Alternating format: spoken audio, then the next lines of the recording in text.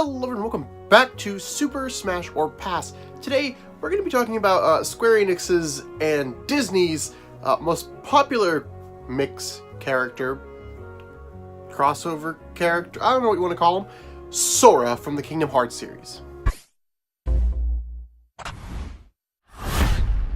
Now, Sora is a bit of a special case, and much like some other characters like we've talked in this series before, like Crash Bandicoot or Spyro the Dragon, or even characters that are already included in Super Smash Bros. Like Cloud from Final Fantasy, Sora is one of those characters that initially you might not think he'd be a good candidate due to his history on consoles, because of course Kingdom Hearts 1 and 2 were exclusives to PlayStation, and Kingdom Hearts 3, so far at least, is an exclusive to Xbox One and PlayStation 4, and is not coming to Nintendo Switch, although we'll touch on that more in a little bit. So for that reason, you might think, well, why would you have Sora in here? He has no history of Nintendo. But if you delve into the many, many connecting games between those big three that have horrible names and convoluted stories, you'll find a bit more to talk about. So the first of these games is Kingdom Hearts Chain of Memories, and that came out on the GBA in 2002. We then move on to, and I'm going to literally pull up my computer here so you can see that I'm reading this because it's this dumb, Kingdom Hearts 358 by 2 days for the DS on 2009. I don't know what that's supposed to mean, but it's a thing. Then in 2011, also on Nintendo DS, we got Kingdom Hearts Recoded, which was like a remake of Kingdom Hearts Coded, which was like an episodic mobile game. So that's on the DS. And then finally we have Kingdom Hearts 3D Dream Drop Distance, of course, for the Nintendo 3DS in 2012. So with all those being said, Sora obviously has a history being on Nintendo consoles, and I don't think any of these games are exclusive to Nintendo consoles, at least not anymore, because then they put out a whole collection of like every single Kingdom Hearts game in it, except for 3, and then as soon as 3 comes out, that'll be obsolete. But, you know, that's fine. Put it on Switch. But with that being said, Sora has a perfect example of a moveset potential, actually, in my opinion. Much like a character like we talked about earlier, like Isaac from Golden Sun, Sora has a lot that he could do in this game. Because yes, while Sora does use the Keyblade, which is a sword and fights like a sword user, he also has a variety of magic attacks, and when you pull those in, he could probably play more like a very aggressive form of Robin, actually. Sora has moves that range from fire, ice, electric, even healing himself with his magic, so there's a lot they could do for him, and especially if they pull in things like some of the summons from his game, or Roxas or the other Keyblade users' attacks, there's so much they could do with Sora that I really don't think he'd have any trouble being original in any way, shape, or form. Now for Sora's final smash, I think that they should pull on the summon aspect of his character, because I think that gives a lot of fun and a lot of stuff they could do there. But I do think they should make a brand new summon for Super Smash Bros. And the reason I chose to make a new summon is because I don't really know which one I would want to pull from, and I think that, you know, bringing in something new for Smash could be fun and could give them an opportunity to do something more grandiose for a huge cutscene that maybe they could do in a Kingdom Hearts game. And the idea I had is that Sora would have a summon based on Cinderella's castle from Magic Kingdom, and in this he would seal the player or his enemy or whatever in Cinderella's castle, and that a fireworks show would go off, blowing up the castle and dealing massive amounts of damage to his enemy. And this is obviously reminiscent of the fireworks shows and parades they have in Disney's Magic Kingdom all the time, or in California as well, as I'm sure in every Disney park all over the world. They usually have fireworks shows and parades and all this stuff going on, and I think that if you bring in some of that Disney parks legacy into this new move, it'd be something really cool and really original to do, especially since a lot of the summons seem to be, or at least some of the moves he does seem to be based on Disney Parks attractions in Kingdom Hearts 3. I think it'd be cool to bring Cinderella's castle in for like a big finishing final smash. And for assist trophies, I think there's another very, very clear idea they could have here, and that's to bring in King Mickey, Donald, and Goofy. Now, these 3 characters would act as one assist trophy, and whichever one you pulled out would be completely random. Mickey would give you a temporary buff to your attack stat, Donald would heal you a little bit, and Goofy would buff your defense. And why is this? Well, when you first boot up Kingdom Hearts, you have to choose between the sword, the wand, and the shield, and that kind of is your 3 main things in Kingdom Hearts.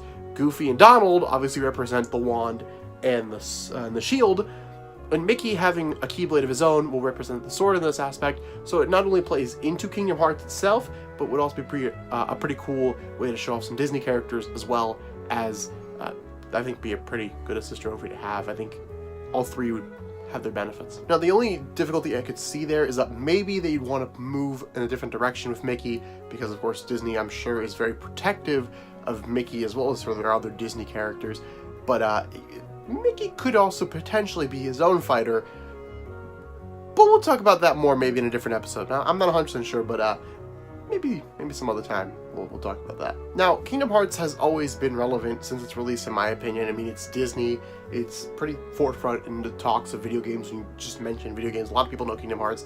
The Keyblade is probably one of the most recognizable video game items at this point, and I think it's on par with stuff like Mario or Pokemon, quite frankly, when you talk about video games and the grander, scheme of things.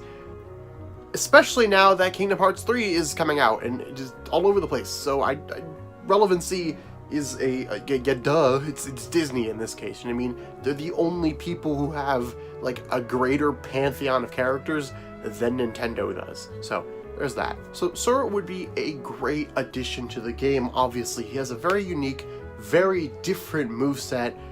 There's plenty of potential with assist trophies. There's a ton of stuff they could do. Final Smash, there's a bunch of stuff. It's such a wealth of character in there. Even when you look at things like Echo Fighters or alternate costumes, because, well, I don't know a lot about Kingdom Hearts. I know that there are other Keyblade users, so people like Riku or Roxas or Aqua or Ventus and Terra, all these other Keyblade users could potentially be Echo Fighters or alternate costumes or stuff like that. At the very least, they should be all colors for Sora. But especially someone like Roxas, I could see him being a Richter, whatever, I don't know, I still don't know how to pronounce that name, Richter and Simon type of thing, where they pull a lot from Roxas and a lot from Sora, and at the end, you don't really know who's an Echo of who. But for the other characters, I'm not 100% sure they would work. I think Kairi also has a Keyblade, and I know Mickey has one, but I don't think he'd work as an Echo. But let me know in the comments, would the other Keyblade users work as potential Echoes or alt skins or whatever, especially Riku? Because I think that Roxas, while he could definitely be an Echo, it'd also be kind of cool to make him an alt and then make Riku an Echo, or maybe Riku should be the assist trophy. I don't know. It's also very important to note that Square and Nintendo are on pretty good terms right now. We know there's a pretty much entire division of Square dedicated to making games for the Nintendo Switch. And yes, I did mention earlier that Kingdom Hearts 3 currently is not coming to the Nintendo Switch, but someone did ask Tetsuya Nomura about it potentially happening, and his answer was basically, we're focusing on getting the game out first. We want to make sure it's out, and we've already announced, PlayStation, Xbox. We want to make sure this game gets released, because of course, this game is supposed to have been releasing a long time and has already been pushed back again, so I understand that. I understand them wanting to get the game out, but once it's out, I feel like the idea of a potential Switch port is something they would want to look at.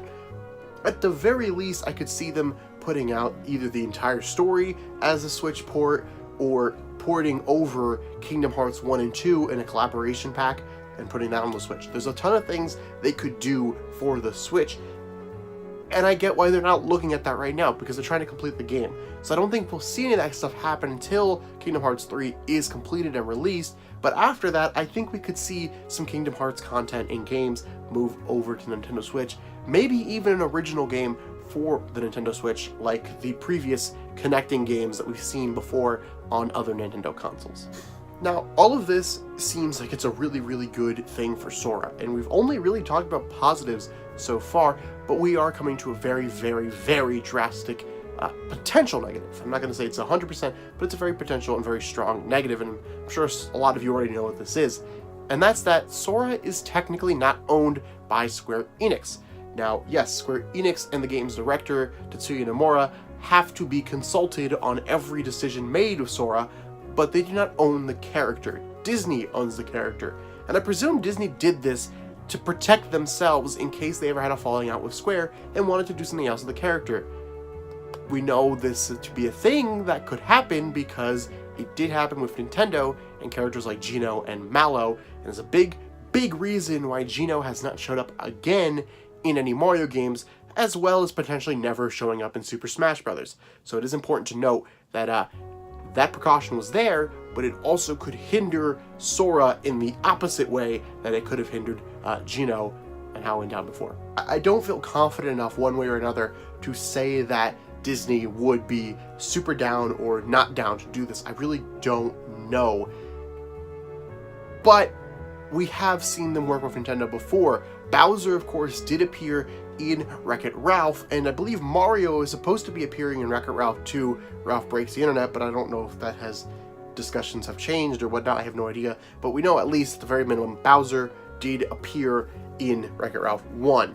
So there is definitely a potential for them working together, and I want to link another YouTuber's video down below. That is HMK.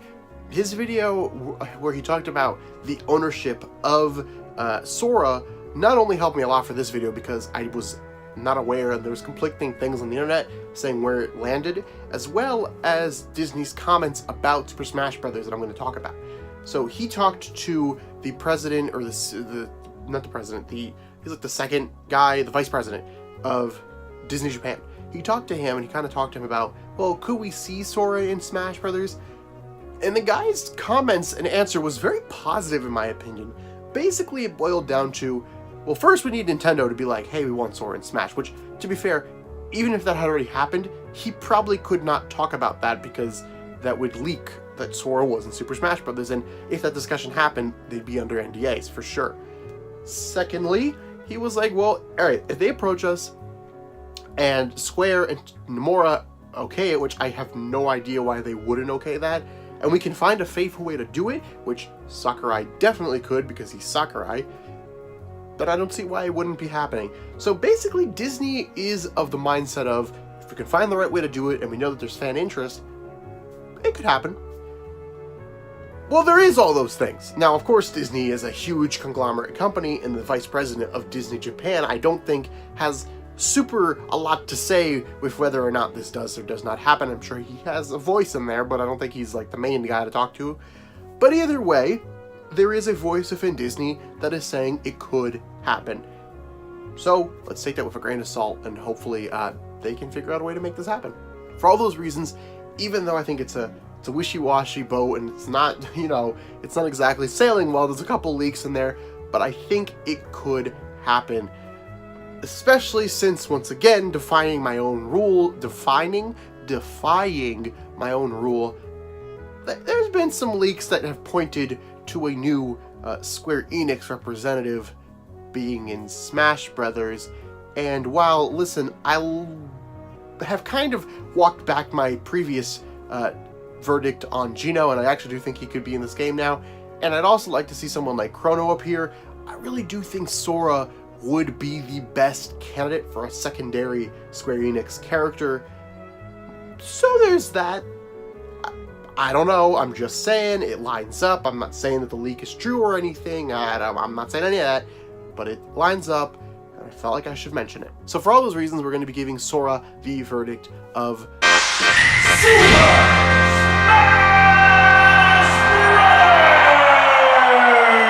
and with the caveat again that this might not happen in the base game due to the negotiation process being probably pretty long with this one. So he might be saved for DLC, but I still feel like there's a pretty good chance that this character could be coming to Super Smash Bros. Ultimate sometime in the future. That's all for today's videos, guys. Remember to like, comment, share, subscribe, do all that fun stuff. Share this video for friends. It really helps out the channel. If you know someone who wants to get in on the Super Smash Bros. Discussion, really want to foster that, and hopefully we can have a great discussion about this character in the comments down below. So, I'll see you guys next time, and bye-bye.